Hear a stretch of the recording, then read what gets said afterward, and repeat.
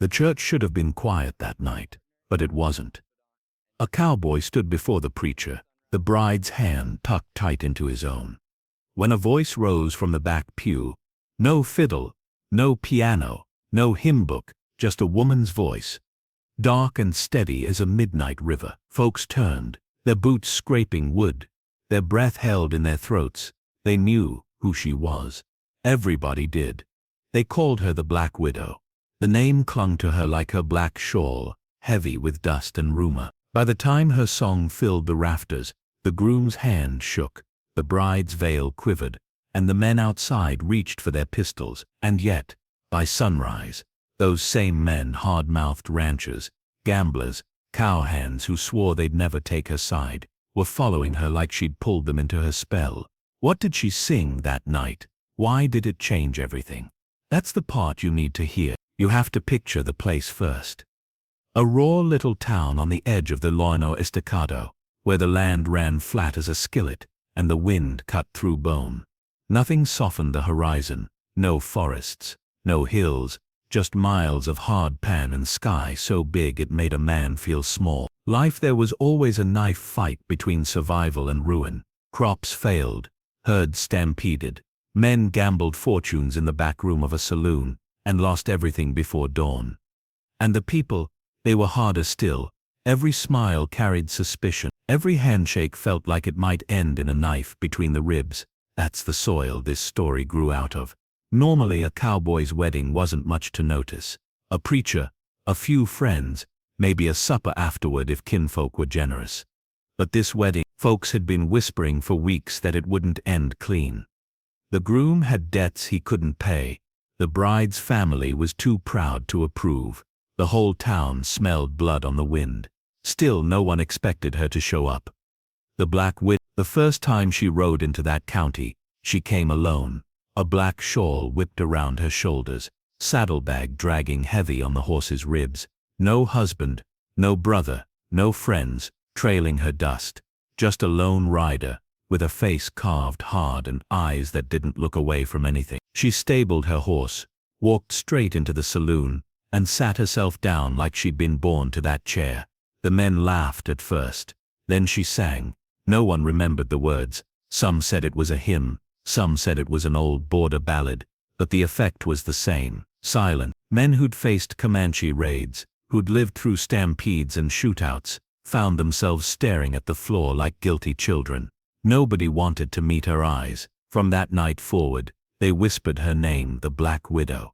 Not to her face, mind you, no one dared. Now the man at the altar that night was Eli Cutter, a thin, hungry-looking cowhand with dust always ground into his boots, and a reputation for working hard, but never holding on to a dollar. Folks knew Eli for three things: a quiet nature, a knack for trouble, and debts he couldn't shake. What no one could figure was how a man like Eli landed Mary Ellen Rawlins. Mary Ellen wasn't just any girl, she was the daughter of the richest rancher in the county. Her people owned half the water rights for 20 miles. She had suitors lined up from Dodge to Santa Fe, but she chose Eli. Some said it was love, some said defiance. Whatever it was, it had her family furious and the town buzzing. And in that packed church, when Eli Cutter tried to say his vows, he found himself staring at the very woman who'd saved his life once before, the widow. Here's the part nobody at that wedding understood. Eli Cutter owed the widow. Not money, not favors, something deeper. The winter before, Eli had nearly frozen to death in a blue norther, the kind of storm that could kill a man in his saddle before he reached shelter. He stumbled down to the river and found her camp. She didn't greet him, didn't ask his name, just hauled him close to the fire, fed him stew, and let him shiver under her blanket while she sang into the night. Her voice was the only thing that kept him tethered to the world. By morning, he was alive because of her, and a man doesn't walk away from that kind of debt, not out here. But she wasn't a woman anyone wanted to owe.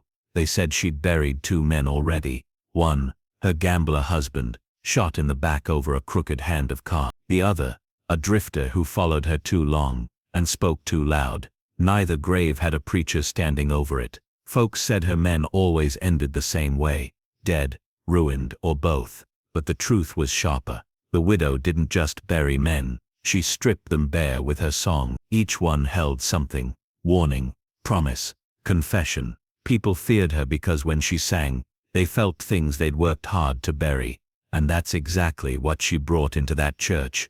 When her voice rose, every hair on the back of Eli Cutter's neck stood straight. Mary Ellen's hand went stiff in his. The preacher fumbled his Bible. Men in the crowd shifted, fingers brushing pistols at their sides. It wasn't a hymn she sang. It was something older, rougher, like a ballad dragged out of the dirt itself. A song about betrayal, about a man who took more than he gave, about a woman left to bear the weight of promises broken. Each verse cut like a blade, and every eye in that church turned slowly toward Eli Cutter. Now, if you'd been in his boots, what would you have done? Pretend not to hear, drag her out by the arm, or stand there, silent, while the truth peeled the skin off your secrets in front of the whole town? Eli did nothing. He just stood there, face pale, eyes locked on the widow's.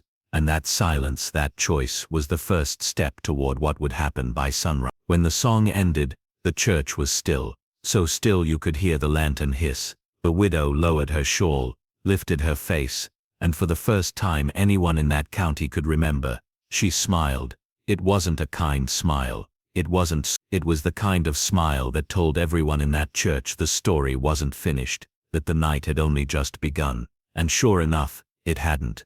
The widow's last note hung in the rafters like smoke, and when it faded, nobody moved. Mary Ellen Rawlins stood stiff in her white dress, cheeks burning. Eli Cutter looked like he might bolt, but his boots stayed nailed to the floor. The preacher cleared his throat, tried to find his place in the Bible, but the words wouldn't come. It was as though the widow had tied everyone's tongue in knots. Then the Rawlins family stirred. Old Thomas Rawlins, Mary Ellen's father, rose from the front pew like a storm cloud gathering. His jaw clenched, his fists balled. This wasn't just a wedding anymore. This was a public insult. And in that county, pride weighed heavier than law. Who let her in here? Rawlins' voice cracked like a whip. He wasn't asking. He was condemning. His eyes cut to Eli, then back to the widow. This is a house of God, not a saloon for your witch songs. The widow didn't flinch. She stood at the back pew, her shawl drawn close, her eyes fixed on Eli Cutter like she hadn't heard a word. Rawlins said, silence stretched so tight it could have snapped. Finally, she spoke. If this is God's house, then he already heard the truth, whether you cover your ears or not. The crowd shifted. Some gasped, some muttered curses. A few men by the door edged their hands to their belts. But she didn't falter. She just looked at Eli, waiting. Mary Ellen pulled her hand free from Eli's grip. She turned to him, her voice low but sharp. What truth is she talking about? Eli swallowed hard, his throat dry as dust. He opened his mouth, but no words came out. Now here's what the Rawlins family didn't know, but the widow did. Eli had once promised her something. Not marriage, not love, but a future. Back on that frozen riverbank when she pulled him from death, he'd whispered through chattering teeth that he'd repay her. She asked how. He said, any way you ask. That's a dangerous vow to make to a woman like her, and the widow never forgot. Mary Ellen's eyes searched Eli's face, looking for denial, for anger, for anything but the hollow silence he gave her. Her lips trembled. Eli, did you know her? The question rang out across the pews. Folks leaned forward, eager, hungry for scandal. This was the kind of thing that turned small towns into feeding frenzies. Eli licked his lips, tried to speak, but the widow's gaze pinned him. One word against her, and he knew he'd pay a price he couldn't afford. So he stayed quiet. And Mary Ellen's silence cut deeper than any bullet. Old Rawlins barked orders. Get her out. Right now. Two men stood, Rawlins' ranch hands, broad-shouldered, rough with rope burns on their palms. They started down the aisle, boots heavy on the floorboards. The widow didn't move. She didn't cry out. She just lifted her chin and began to hum. Low at first, soft as a whisper, then louder. The same melody she'd sung when Eli nearly froze to death. Eli knew it instantly. His stomach dropped. His skin went cold. That song wasn't for the room. It was for him. A reminder, a warning, a call. The ranch hands slowed, uneasy. The sound filled the church like smoke curling under a door. It wasn't violent, wasn't fast, but it got under the skin. They hesitated, glanced at Rollins. Rollins roared, "Enough." Eli stepped forward before he knew what he was doing. "Stop," he shouted. His voice cracked. Everyone turned. Rollins' face went red. "You defend her." Eli's chest heaved. He looked from Rollins to Mary Ellen to the widow, then back again. His hands shook at his sides. I owe her." There it was, out in the open, the words he'd kept buried since that winter night. The crowd erupted. Murmurs shot through the pews like rattlesnakes in dry grass. Mary Ellen's face drained of color, Rollins' fists shook with rage, and the widow's song faded into silence, her eyes never leaving Eli. She spoke at last. "A man's debt don't vanish because he puts on a ring. Eli Cutter made me a promise. I've come to collect." Gasps spread. Some folks laughed nervously, thinking it must be a bluff. Others muttered darkly, "Witchcraft, curses, things better left unsaid." But everyone's eyes burned on Eli. Mary Ellen staggered back like she'd been slapped. "You promised her, she broke off, choking on her words. Eli tried to reach for her, but she jerked away, her white dress brushing against the pews. The distance between them was wider than the plains outside. Now if you'd been standing there you'd have felt the room split in two. Some saw the widow as a vulture, circling a man on the happiest day of his life. Others felt the chill of her voice, believed her claim, and wondered if Eli Cutter had sold more than just his word. Rollins slammed his fist against the pew. "This wedding's finished. Eli Cutter, you're no husband for my daughter. And as for you," he jabbed a finger at the widow, "you've worn out your welcome in this town." The widow's eyes glinted. "That's the trouble, Thomas Rollins. This town ain't yours to give or take." It was the first real challenge anyone had thrown at Rollins in years. The room went silent again, waiting for the storm to break. Then came the sound that froze every man in place, the unmistakable cock of a revolver. From the back corner, one of Rollins' hired guns leveled a Colt at the widow. His eyes were mean, his smirk cruel. "Time to put this crow back in the grave where she belongs." The widow didn't blink. She didn't even look at him. Her eyes stayed on Eli Cutter, steady and unflinching. Eli's chest heaved, panic rising. He knew in that instant, if the widow died here, so did every chance he had at keeping his debt from turning into something worse. Mary Ellen gasped. The preacher muttered a prayer. The church held its breath, and then the widow opened her mouth again, this time not to sing, but to speak a single sentence that would decide whether blood got spilled before sunrise. The church smelled of sweat, gun oil and fear. A revolver gleamed in the lantern light, steady in the hand of Rollins' hired man. His smirk said he'd pulled the trigger on folks for less. All eyes were on him, except the widow's. She never even turned her head. Her gaze stayed locked on Eli Cutter, the man trembling at the altar in a borrowed suit. Her voice was calm when she spoke, but it carried through the church like a hammer on an anvil. "Eli Cutter," she said, "tell them who you killed." The words hit like a thunderclap. The crowd gasped. The preacher stammered, and Mary Ellen clutched her chest as though her own heart might stop. The man with the gun blinked, his smirk faltering. And Eli, he looked like he'd been shot already. Eli's lips moved, but no sound came. His skin went gray, sweat beading his temples. He tried to shake his head to deny it, but his knees buckled against the weight of the widow's accusation. "Tell them," she pressed, her tone sharper now. "Tell them about the man by the river. Tell them what you left buried in the snow." Murmurs rippled through the pews like a prairie fire. Folks leaned forward, hungry, horrified. Rollins' eyes narrowed. Mary Ellen's tears slipped free, streaking her face. Eli's hands trembled at his sides. "I didn't," the widow's voice cut him off. "Didn't you?" Most folks remembered that storm last winter, the blue norther that froze cattle where they stood, killed men in their saddles. They knew Eli had vanished for 3 days, and come back with frostbite on his fingers. What they didn't know was that he hadn't been alone out there. The widow filled the silence. "He came to my fire half dead, dragging more than the cold with him. A gambler, wild-eyed, bloody, stumbled in his shadow. Said Eli owed him, said he'd collect one way or another.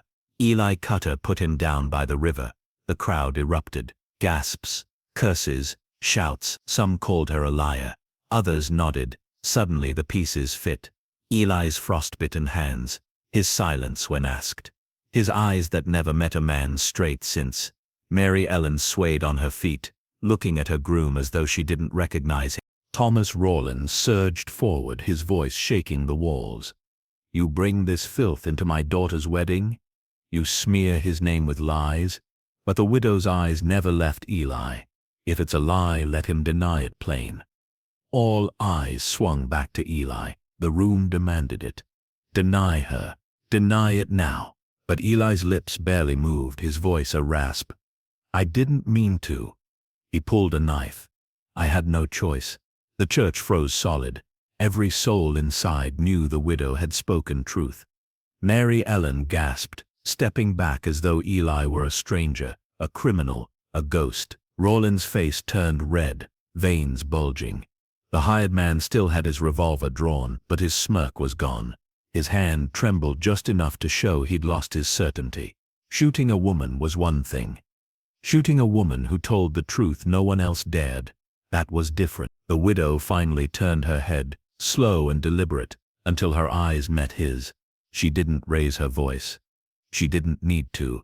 Best lower that iron before you find yourself with a song of your own. Something in her tone, something in the way Eli Cutter crumbled behind her words, cut through his bravado. The gunman's hand twitched. Then, with a curse, he dropped the hammer back down and slid the Colt into its holster. The church exhaled in one long breath. Mary Ellen backed away from Eli, her veil trembling in her hands. You killed a man? And you hid it?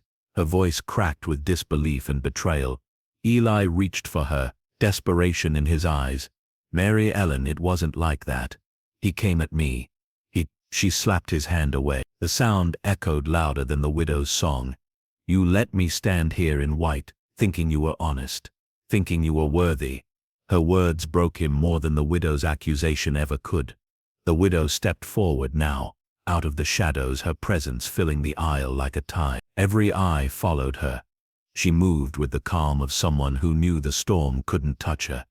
I don't care about your wedding, she said. I don't care about your pride, Rawlins, or your tears, girl. I care about the promise Eli Cutter made me when I pulled him back from death. He said I could call it in. Anyway, I asked. And I'm asking now. Her voice was steady, final. Eli Cutter belongs to me until that debt is paid. The room gasped. Rawlins roared with laughter, bitter and furious. Belongs to you. You think you can walk in here, shame my family, claim my daughter's groom like he's cattle on the block. But some faces in the crowd told another story. Some saw in Eli Cutter not a groom wronged, but a killer spared justice. Some saw in the widow not a witch, but the only soul willing to drag truth into daylight. The town was splitting before their eyes, loyalty cracking like ice under weight. Eli dropped to his knees right there on the altar. Please, he whispered, not to Mary Ellen, not to Rawlins, but to the widow. His shoulders shook, his voice hollow. Please don't. The widow looked down at him, unreadable. Then she bent slightly, her voice soft enough for only the first rows to hear. But it carried all the same. You promised, Eli. And out here, a man's word is the only thing keeping him from the grave. Just then, the wind outside howled through the cracks in the church, rattling the lanterns, bending the door. It was as though the plains themselves had heard an answer. The storm was coming outside and in. The widow straightened, her eyes sweeping the crowd. Before sunrise, this town will choose. Stand with me, or stand against me. But you'll not hide behind lies again. The congregation shivered. They believed. Thomas Rawlins stepped into the aisle, his hand on his own revolver now. You've had your say, widow, but you're not walking out of here with my daughter's groom. The widow didn't move. She didn't blink. She just let the silence build, heavy as thunder. Then she spoke one last line, quiet as a whisper but sharp enough to cut the night. Thomas Rawlins, you don't own this town anymore. The lantern flickered. The crowd gasped. And the first shot of the night cracked the silence wide open. The sound cracked like the sky splitting open. One revolver, one bullet, shattering the silence that had held the church in its grip. Lantern glass rattled. Women screamed. Men ducked. For half a second, no one knew who had fired or who had fallen. When the smoke cleared, the truth stood in blood. The hired gun by the back wall staggered, a red bloom spreading across his chest. He dropped his Colt, eyes wide with shock, before he crashed against the pew and went still. Every head snapped toward the shooter, and there she stood, the widow, her hand steady, her revolver smoking. She had never once flinched. The church erupted. Rawlins' men surged forward, pistols drawn, shouting for blood. Women shrieked, dragging children under pews. The preacher ducked behind the altar, clutching his Bible like it could stop bullets. Eli Cutter stayed frozen, still on his knees, as though the ground itself had claimed him. Mary Ellen stumbled back, veil torn, eyes wild with terror. But the widow didn't move. She let the men shout, let their boots thunder down the aisle, and then, calm as a clock striking midnight, she lifted her revolver again. "Another step," she warned, "and I'll send more of you to the ground." Her tone wasn't rage, it wasn't panic, it was certainty, the kind of certainty men listen to, even when their blood's up. Thomas Rawlins roared above the chaos. "You dare spill blood in my daughter's wedding? You think you can gun down my men in God's house?" The widow's eyes flicked to him, steady as stone. He raised iron first. "I don't wait to bury another." Her words carried weight. Everyone had seen it. The hired man had drawn on her first. She'd beaten him to the shot, clean and fair. But pride makes men blind. Rawlins' face turned crimson, his hand tightening on the butt of his revolver. "You'll hang for this, widow. I'll see to it myself." The widow smiled faintly. "If you could, you would have done it already. Now, if you'd been in that church, you'd have seen the split forming with your own eyes." Half the men glared at the widow, eager to rush her, to drag her into the dust. But the other half, they hesitated. They remembered her song. They remembered the truth she'd forced from Eli's lips. And they remembered that the man she shot had drawn first. One rancher muttered, "Rawlins, don't speak for me." Another spat, "She's a murderer." Voices rose, divided, uncertain. The church wasn't one town anymore. It was two. And the widow, she stood in the center of it all, her revolver steady, her black shawl fluttering in the draft from the bullet hole in the wall. On the floor, Eli finally found his voice. "Stop, please." His eyes darted between Rawlins, Mary Ellen and the widow, like a man watching wolves circle. Mary Ellen's tears streamed down, but her face was hard. "You're no man, Eli Cutter. You're nothing but a killer and a coward." The widow's gaze cut to her. "He's a killer, yes, but a coward, no. He came to my fire when death had him by the throat. He made his vow, and he meant it. He belongs to me now, whether you'll have him or not." Her words dropped like stones in water, rippling through every soul in the room. Belongs to her. Not the Rawlins family. Not the church.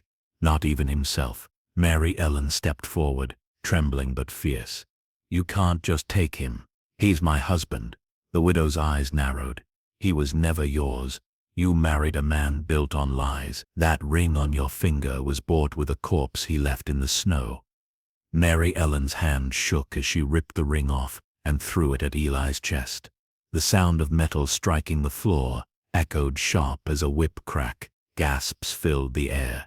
The bride had chosen, and Eli Cutter broke all the way down, crumpling against the altar, face buried in his hands. The widow raised her voice, carrying over the chaos. "You all heard it. The truth's out. Eli Cutter's life is mine until his debt is paid. Any man who stands in my way takes his place in the ground." Her revolver glinted in the lamplight. Her black shawl framed her face like a crow's wing. She looked less like a woman than a force, inevitable, unshakable. And men listened. Even Rawlins' toughest hands froze, uncertain.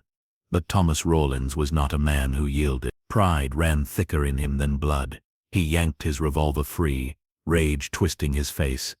"You think you can walk out of here with him? You'll die in this church, widow." The widow didn't flinch, but she didn't fire either. Instead, she spoke words that cut deeper than any bullet. "Thomas Rawlins, ask yourself why half this town no longer stands behind you." The words hung heavy. Men glanced around, realizing the truth. Some shifted their weight toward Rawlins, but others stepped back, hands off their guns. For the first time in his life, Thomas Rawlins stood without the whole town at his back. Outside, thunder rolled low across the plains, shaking the windows. The storm had come, rattling the doors, pushing cold air into the church. Lanterns flickered, shadows danced, and in that moment of hesitation, the widow seized her chance. She fired, not at Rawlins but straight up into the ceiling. The blast boomed through the rafters, wood splintering, dust raining down. Everyone froze, stunned by the sound, by the defiance. The widow's voice rang out above it. This town belongs to truth now. Not to Rawlins, not to lies, not to fear. By sunrise you'll see it. Her revolver still smoked, her eyes blazing. Rawlins snarled, stepping forward, but the crowd surged between them. Men shouting, fists swinging, pews toppling. The church had turned into a battleground, neighbor against neighbor. In the chaos, the widow holstered her revolver and strode toward the doors, her shawl trailing like a shadow behind her. Eli staggered after her, broken, desperate, pulled by a vow he couldn't escape. Mary Ellen screamed after him, but her voice was lost in the uproar, and as the church doors burst open into the storm, lightning split the sky, blinding, violent, like the heavens themselves bearing witness. By sunrise, nothing in that town would ever be the same. The storm swallowed the plains whole, rain hammered the rooftops, hissed against the windows, and turned the street to mud thick as tar. Lightning split the sky in jagged streaks, lighting the town in flashes of silver. Thunder rolled like cannon fire, shaking the boards loose on half-built barns. It felt less like weather and more like judgment. The church doors banged wide, and out she came, the widow, her black shawl whipped in the gale, plastered to her shoulders one moment and flying loose the next, like a crow breaking free. Her revolver still smoked at her hip. She didn't run, didn't glance back. She walked steady down the muddy street, each step as sure as if the storm itself were carrying her. Behind her staggered Eli Cutter, suit drenched, face pale, boots sliding in mud. He looked less like a groom and more like a man dragged behind a wagon too long. And behind him, the town came spilling into the night. Word travels faster than lightning in a place that's small. By the time the widow hit the middle of the street, folks were pouring out of the saloon, the mercantile, the boarding house. Lanterns bobbed in doorways, casting nervous light over faces twisted with fear, anger, or something darker, curiosity. Children clung to their mothers' skirts. Men stood with rifles cradled but not yet raised. The rain ran off their hats, dripped down their coats, but no one turned away. They were caught, all of them like moths in her orbit. And then Rawlins came. Thomas Rawlins burst out of the church, his revolver gleaming in one hand, his pride burning hotter than the storm. Mary Ellen trailed behind, veil torn from her hair, eyes red from crying. She didn't chase Eli anymore. She didn't even look at him. She only looked at the widow, and her hatred was so fierce it seemed to hold her upright against the wind. Rawlins' men followed, half of them hollering to hang the widow on the spot, the other half muttering uncertainty. The town was splitting in two, right there in the mud. Rawlins raised his gun, voice booming like thunder itself. This ends tonight. That woman's cursed this place long enough. She's poisoned my daughter's wedding, spilled blood in God's house, and now she thinks she owns one of my men. No more. By sunrise she'll be 6 feet under. His men roared in agreement, boots stomping the mud, but the sound didn't wash over the widow. It broke against her. She lifted her chin, rain dripping down her cheek like tears she'd never shed. I don't need your approval, Thomas Rawlins. This town heard the truth tonight. Half of them are with me already, and the rest will follow, whether they want to or not. Her voice carried through the storm, steady as her song had been inside the church. And sure enough, some townsfolk nodded. A blacksmith's apprentice stepped forward. A rancher known for his debts muttered, "She ain't wrong." Others shifted uneasily, torn between fear of Rawlins and the pull of the widow's certainty.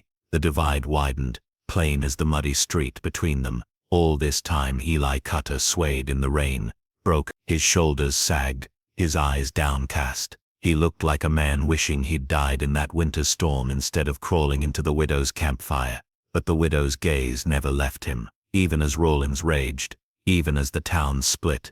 Her eyes locked on Eli, not cruel, not tender, just steady, like she was holding him to the vow he'd made when death had his throat. "Stand up, Eli," she called over the storm. "Show them who you are." Eli flinched, shaking his head. "I'm no one. I'm nothing." The widow's tone sharpened. "You're a man who made a promise, and a man's promise is the only thing worth the dirt he stands on."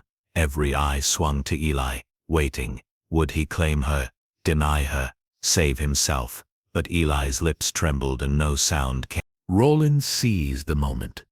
He strode forward through the mud, revolver high, his voice a lash. "You see, he won't claim you. He won't stand for you. He's mine, my daughter's, my town's. You're nothing but a crow in black, circling for scraps." The widow's smile flickered cold, cutting. "If I'm a crow, then you're carrion, Thomas Rollins. Too proud to see the vultures already circling." Lightning split the sky. For one blinding instant it looked like Rollins and the widow were two statues locked in eternal defiance. The old king and the dark queen. And then thunder rolled and the spell broke. Rollins cocked his gun. This ends now. Time stretched. The widow's hand hovered at her hip. Rollins' finger tightened on the trigger. But before either could fire, a shout split the storm. "Enough!"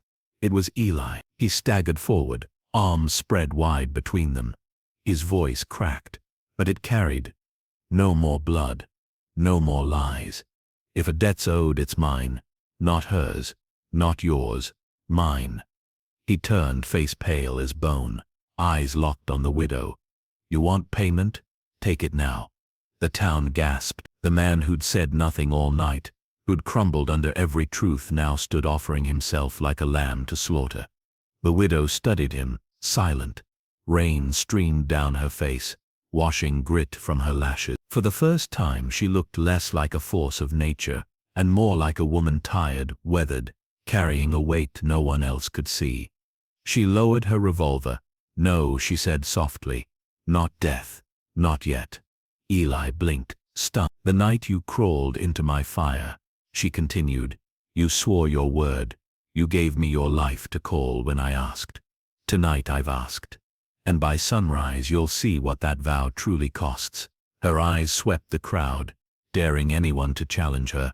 None did. Not even Rollins. The widow turned and began walking down the muddy street, away from the church, away from Rollins. Eli stumbled after her, shoulders hunched, steps dragging. And something remarkable happened. One by one townsfolk followed. Not Rollins' men, they hung back snarling, muttering. But others, farmers, cowhands, shopkeepers, folks who'd felt the sting of Rollins' pride too long, folks who'd seen truth in the widow's eyes tonight. Lanterns bobbed behind her like stars breaking through the storm. Boots splashed in mud. Voices murmured in uneasy unison. By the time she reached the edge of town, half the county was trailing her. Rollins bellowed from behind, voice cracking. "You fools! You'll follow her to ruin. She's a curse, a blight. She'll bring nothing but death." The widow turned once, rain streaming down her shawl, and shouted back over the storm. Better to follow truth into ruin than pride into hell. The words hit harder than any bullet. Even Rollins' own men faltered. Mary Ellen clutched her father's arm, trying to hold him back, but he shook her off, eyes burning. "I'll kill you myself," he roared and charged into the storm. The night stretched on, storm raging, town divided. Rollins hunted. The widow walked. Eli staggered in her shadow. The people trailed, waiting, watching, wondering, and then finally, the storm began to break. The first pale light of dawn pushed over the horizon, weak but steady. Clouds tore open, streaked with red and gold. The rain slowed to a drizzle. The mud steamed. The thunder faded to silence. And there she stood, the widow, black shawl glowing in the sunrise, Eli at her side, half the town behind her. Rollins had fallen, some say to his own fury, others whisper to a bullet meant for another. However it happened, by sunrise his reign ended. His men scattered, their loyalty broken. Mary Ellen wept, but not for him, for the world she'd lost in a single night. The widow never looked back. She had what she came for. Eli cut her, bound by his vow, walked at her side, and the town, once Rollins, once divided, had followed her into the storm, and come out chained. They still argue, years later, about what really happened that night. Some say the widow bewitched them. Some say she was a devil in black, feeding on pride and weakness. Others say she was the only one who ever dared to tell the truth, no matter the cost.